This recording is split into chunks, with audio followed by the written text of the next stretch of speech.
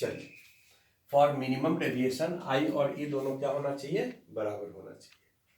आई और ई को जब यहाँ बराबर कर दे तो डेविएशन मिनिमम होगा। इस वाले इक्वेशन में देखो रख रहे हैं deviation minimum, M for minimum, I और ई को बराबर कर दो तो आई प्लस आई, 2i माइनस ए, तो आई कितना हो गया, delta M plus A by 2। ये बताइए कि अगर आई और ई बराबर हो जाए, आई और ई ये दोनों बराबर हो जाए तो R1 और R2 भी बराबर हो जाएगा। कोई पूछे कैसे, तो आप कहिए देखिए इस इक्वेशन से, R1 ये आई और ई, अगर भाई इस पॉइंट पर स्नेल्स लॉ लिखे हैं तो ये इक्वेशन आया है, और इस पॉइंट पर स्नेल्स लॉ लिखे हैं तो ये इक्वेशन आया है। इस दोनों इक्वेशन से अगर हम कहें कि आई और ई बराबर है तो लेफ्ट हैंड साइड बराबर हो गया, राइट हैंड साइड में R1 R2 ये भी बराबर हो जाएगा। तो आई ई अगर बराबर है तो R1 और R2 दोनों बराबर हो जाएगा, और R1 प्लस R2 कितना होता है, A। तो इसका मतलब R1 और R2 कितने के बराबर, A/2 के बराबर। अब इस इक्वेशन को आप ध्यान से देखें, ये इक्वेशन को हम फिर से यहां लिख रहे हैं। क्या हम इस इक्वेशन को यहां पर लिख सकते हैं, μ1 sin I equal to μ2 sin R1, तो हो जाएगा μ2 बाई μ1, इसको इधर कर दीजिए, sin I by sin R1। अब यहां लिख रहे हैं μ2 बाई μ1 को कहेंगे μ21, μ(2) विथ रिस्पेक्ट टू 1, ये हो जाएगा sin I कितने के बराबर, delta m plus A by 2 divided by sine R1 कितने के बराबर, A/2।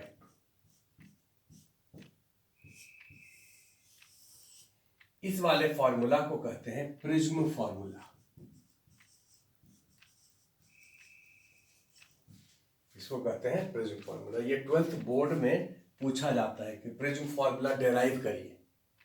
तो प्रिज्म फॉर्मूला डेराइव करने के लिए जब कहा जाए तो आप ये डायग्राम ड्रॉ कर लीजिए, डेविएशन ऐसे लिख दीजिए, उसके बाद इसको ड्रॉ करने का जरूरत नहीं है, आप सीधा लिखिए कि फॉर मिनिमम डेविएशन ये कंडीशन होता है, ये आपको याद है।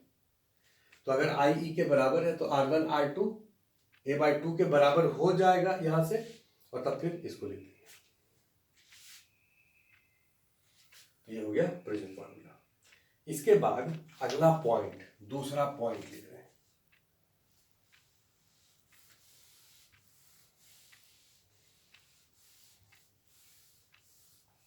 दूसरा पॉइंट पर आ जाइए। दूसरा पॉइंट ये है कि अगर एंगल ऑफ प्रिज्म स्मॉल हो जाए, for small A, small A का मतलब ए 5 डिग्री से कम हो जाए, less than equal to 5 degree. 5 degree से अगर एंगल कम है तो उसको स्मॉल कहा जाता है। तो अगर ए 5 डिग्री से कम हो जाए तब आप क्या ऐसा कह सकते हैं कि भाई ए अगर कम है तो R1 R2 भी कम होगा। ए अगर कम है तो R1 R2 भी कम होगा, और R1 R2 अगर कम है तो I कम होगा, क्योंकि R1 अगर कम है तो I का वैल्यू कम होता है। ये एंगल अगर कम है तो ये एंगल भी कम होगा, ऑब्वियस सी बात है। इस वाले फॉर्मूला को हम लोग क्या लिखेंगे, सो देखो μ21 इज इक्वल टू, अगर फिर से हम एक बार बोल रहे हैं कि अगर A का वैल्यू कम हो जाए तो R1 R2 कम हो जाएगा, I E कम हो जाएगा। I अगर कम हो जाए और A कम तो है ही, तो डेल्टा M भी कम हो जाएगा। दो स्मॉल क्वांटिटी का डिफरेंस तो स्मॉल ही होगा, तो डेल्टा M भी क्या हो जाएगा, कम हो जाएगा। तो डेल्टा M कम है, A कम है, तो कम और कम का सम कम ही होगा, ये एंगल कम होगा, ये एंगल कम होगा। तो साइन में अगर एंगल कम होता है तो हम लोग डायरेक्ट लिख सकते हैं delta M plus A/2 divided by A/2, 2 से 2 cancel, delta M delta M by A plus 1। इसको इधर ले आइए, तो mu to 1 plus 1 into A equal to delta M.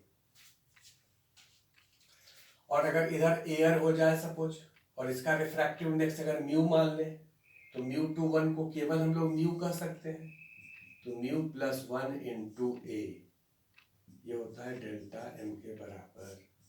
हम लोग इस फॉर्मूला को आगे डायरेक्ट यूज करेंगे, लेकिन कब? For small angle of prism, for small angle of prism. तो ये दूसरा पॉइंट हम लोग डिस्कस कर लिए। अगले पॉइंट पर आते हैं, और अगला पॉइंट क्या है कि डेविएशन मैक्सिमम कब होगा? Maximum deviation condition for maximum deviation. इस ग्राफ से आप देख के बता सकते हैं डेविएशन मैक्सिमम, ये पॉइंट और ये पॉइंट एक ही लाइन पर है, इस समय डेविएशन मैक्सिमम है। तो मैक्सिमम कब होगा?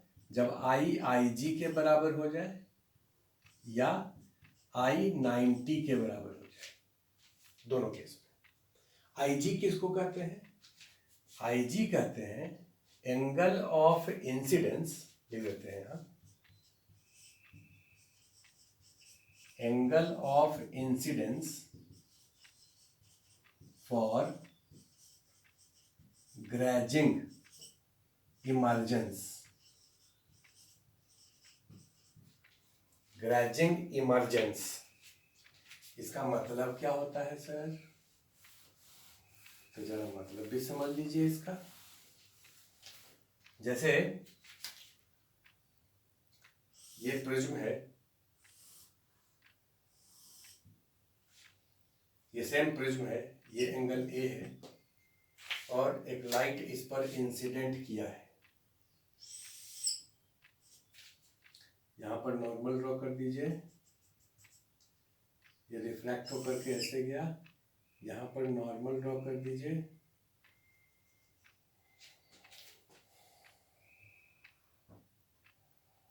ये नॉर्मल है। यहां से रिफ्रैक्ट होकर के अगर ये ग्रेज करता हुआ बाहर निकले, कैसे बाहर निकले? ग्रेज करता हुआ, तब इस एंगल ऑफ इंसिडेंस को आई जी कहेंगे। नाम से क्लियर है? ये एंगल क्या है? एंगल ऑफ इंसिडेंस है। किसके लिए? For grazing emergence. ग्रेज का करने का मतलब सरफेस से टच करता हुआ बाहर निकले, तो उसको ग्रेजिंग इमर्जेंस करते हैं। Angle of incidence for grazing emergence. इस आई जी का वैल्यू कितना होगा ये हम लोग कैलकुलेट कर सकते हैं। भाई ये अगर ग्रेज करता हुआ बाहर निकला है तो इसका मतलब ये एंगल तो 90 डिग्री है। तो अगर ये एंगल 90 है तो ये एंगल थीटा सी के बराबर होना चाहिए। लाइट अगर थीटा सी पर इंसिडेंट करता है तो ग्रेज करता हुआ बाहर निकलता है। अब ये एंगल अगर थीटा सी है तो ये वाला एंगल कितना होना चाहिए? क्योंकि इसका और इसका सम तो ये होता है, तो ये एंगल होगा a माइनस थीटा सी। इस वाले पॉइंट पर स्नेल्स लॉ यूज करिए। बोलिए क्या लिखेंगे? अगर सपोज करो थोड़ी देर के लिए इसको एयर मान लेते हैं, सिंप्लिसिटी के लिए म्यू 1 को 1 मान लेते हैं और इसको म्यू मान लेते हैं। इस पॉइंट पर स्नेल्स लॉ लगाइए। क्या लिखेंगे? 1 sine I G is equal to mu sine A minus theta C. तो यहां से आई जी का वैल्यू हो गया साइन इनवर्स म्यू, ये तो चला गया sign inverse mu sine A minus theta सी। ये आई जी का वैल्यू।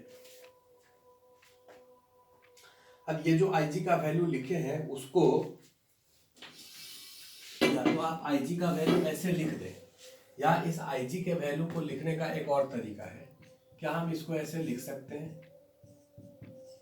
साइन इनवर्स, इसको ब्रेक कर दीजिए, तो sign A cos theta C minus cos A sine theta सी। और ये बताओ कि साइन थीटा सी कितना होगा अभी। तो साइन थीटा सी इसके लिए डिफाइन हो रहा है, तो ये 1 है बाई म्यू। और कॉस थीटा सी कितना होगा, कॉस थीटा सी कितना होगा बताइए, 1 minus sin square theta C under root, मतलब mu square minus 1 under root by mu.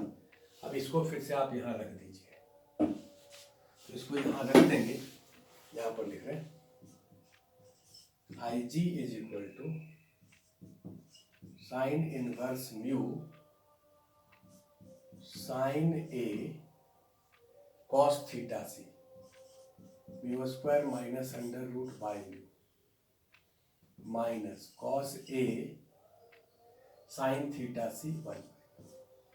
यहां से म्यू को कॉमन लेके इससे कैंसिल कर दीजिए, तो आई जी होगा sine inverse sine A mu square minus 1 under root minus cos A. तो आई जी को ऐसे लिखे या आई जी को ऐसे लिखे, दोनों तरीके से आप लिख सकते हैं। और ये क्वेश्चन जो है आपको मोर देन 1 में आपके पैकेज में पूछा गया है। आप लोग यहाँ तक लिखने के बाद पैकेज का एक क्वेश्चन जरूर करिएगा।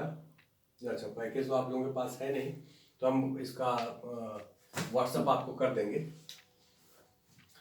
तो आईजी का वैल्यू, अब सवाल है कि डेविएशन मैक्सिमम कब होगा, जब एंगल ऑफ इंसिडेंस का वैल्यू या तो आईजी हो जाए तब मैक्सिमम होगा, या 90 हो जाए। जब 90 हो जाएगा तब भी डेविएशन मैक्सिमम होगा। क्यों मैक्सिमम होगा, क्योंकि ये जो आईजी है ये मिनिमम एंगल ऑफ इंसिडेंस होता है।